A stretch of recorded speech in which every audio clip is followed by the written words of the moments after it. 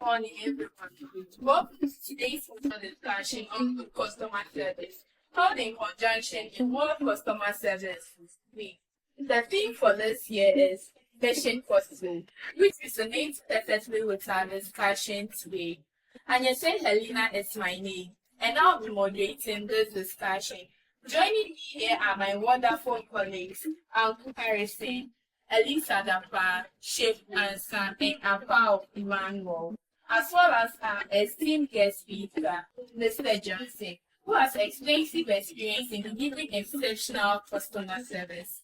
Our guest speaker, Mr. Johnson, manager of Focusient Printing Press, has been in business for quite a number of years and will share valuable insight on good customer service. Today, we'll explore what good customer service really means, how to build loyalty, handle challenges effectively, and provide a customer-centered culture. Our discussion will provide actionable tips and insights for businesses to improve their customer service and create a positive experience for their clients. Let's get started. So, Mr. Johnson, we'd like to hear from you how you describe good customer service in your workplace and what you do every day to keep your clients happy. Thank you for the question. With customer service is the investigation and works solution. Please your shop very happy because if you come back to your shop for extra fees. Because good customer service has to do with identifying their needs, creating a banking position for your customers in the center in order for them it's all about meeting satisfaction of the customers with their needs and Also, it's talked about having both sides communicating with the customers. I told that see when we the customer trust you if not going the customer selection. Alright, so as we've all heard from them, good customer service is basically exceeding a client's expectations. Alright, so we are moving on. And Mr. Johnson, how do you make sure your clients feel valued and comfortable from the moment they walk into your shop? Thank you so much. The customer, whenever he or she enters the shop, you see, she needs a listening ear. He needs to say whatever you want to tell him. Because if you don't understand him, you can't deliver service and value to whatever he is here to do. So the moment you pay that attention to him from the time he enters the shop and the time he leaves, whatever he's saying, whether it is necessary to people, not really pay attention to it because he has a reason for coming here. And that solution you have to deliver. So if you don't listen to it and you don't pay attention to it, you'll be doing something different, and then he's talking and he appears as if he's talking into the air. The customer of you back and walk out. okay, I always hear about customers are always right, customers are always right. So Mr. Johnson, let's take it as if a customer walks in and maybe he or she does something wrong with you. Because you claim customers are always right, so will you accept what a customer did as a right thing? Or will you front that customer that, oh, what she did was wrong and what she did was right? Thank you. You see, telling somebody whether he's wrong or he's right, you have to must find a nice way to say it. It's about the communication. How you communicate the negatives. And you must develop that skills in order to communicate the negatives to the person. Because you might tell somebody, excuse my language, you're stupid, and the person will start fighting you. But the same person, you say stupid, and you will laugh at him. So it's all about communication. Customer, they say it's always right, but at times customers are also wrong. You understand it? But you must find a nice way to communicate that. Not directly telling, oh, say you are wrong. No. That customers are available, so that will work him out at the office. But you must find a quality way to address that issue. So they are talking about welcoming our customers, and we are seeing that we create a warm atmosphere by greeting our clients, making sure the moment they walk in, like they see their value, like they are not wasting their time being at your shop. Because yes, they can go to other places and get the same results they want or the same thing they are coming to your shop for. Yeah, and also Mr. John saying at this thing around, though you have a team you are working with, how do you manage your feeding, making sure your clients are happy? Thank you. There is something we call, we generally call division of labor. Everybody has his job outlined definitely to know what to do and at what time. For example, the person who works the customers must make sure that he's always at that position to deliver them. So it's just about making sure that jobs are assigned. Divisional labor plays its role in the shop and Division of labor. It has to do with dividing the work into smaller pieces. You have to try to divide their work into smaller pieces and assign each person to a role. Right? If someone is assigned to do backpack, anything that is assigned to a job, and say, welcome to the so what's the difference is welcome? we are so much aware that we do not have 100% staff present all the time. Some may go, some will have to go out and bring that time.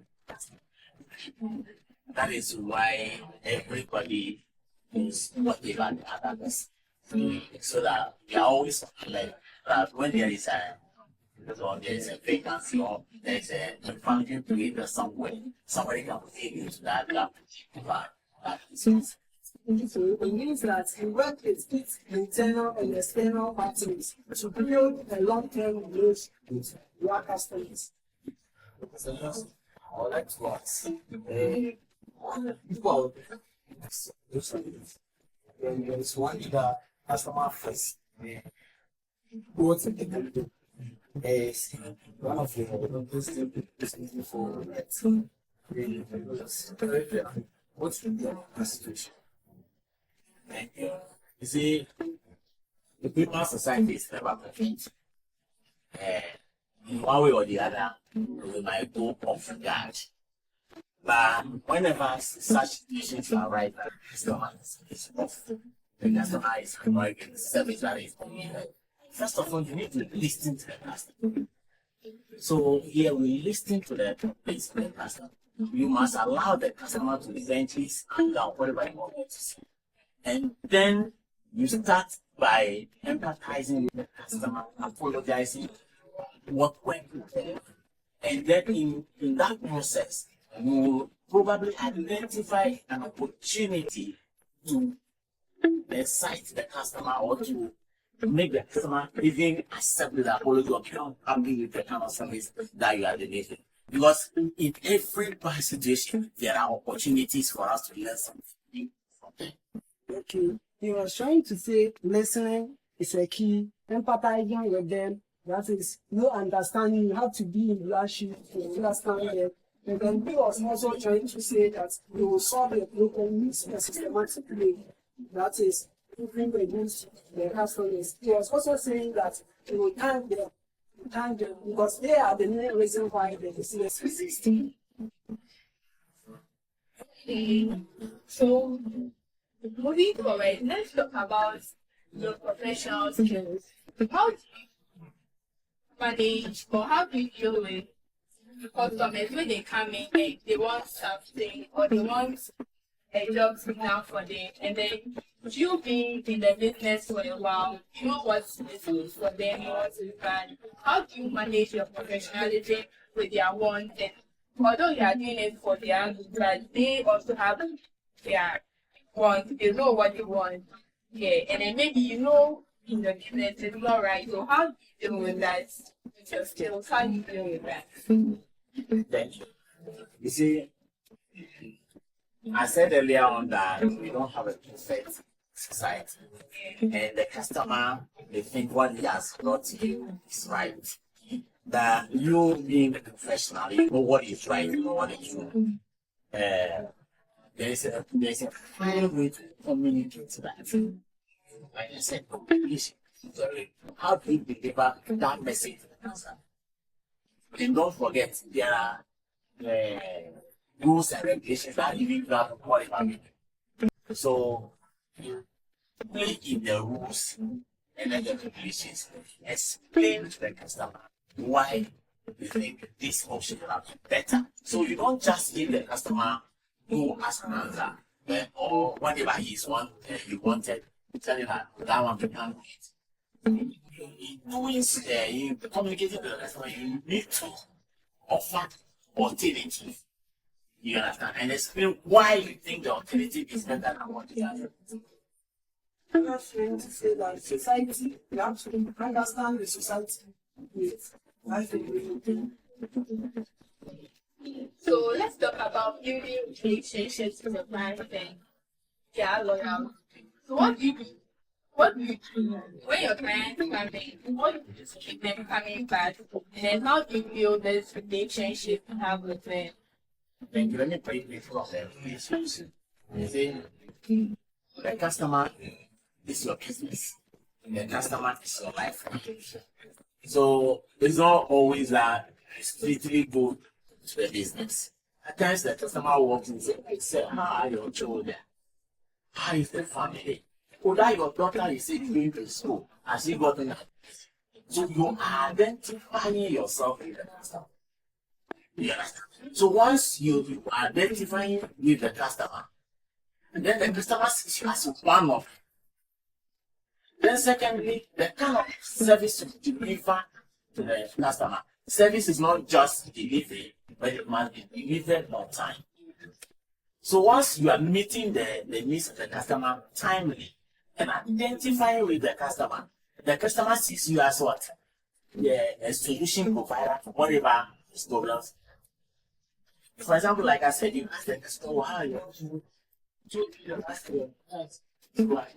So if the doctor is having a problem in school or having a challenge or he's not getting admission, he will come back to you and tell you whether somebody can speak to who will help my daughter upgrade. So those are the things that you need just to make sure that you go beyond the normal business to identify yourself. Okay. So it means that relationship with customer is the backbone. So before you can build a loyalty or the one you have to consider the relationship as a factor to your customers. So I also say, as Mr. Joyce said, that means we make business because of customers. Without customers, business is not created. Because customers is our lifeline. So you can see the customers the most important business because they have specifically business. And so for instance, the position to be strong. We did not like them. Important to check out more just how is this? And just for us, was trying to see that building relationship with customers is one key that the customer like needs when the customer needs when you work into your shows and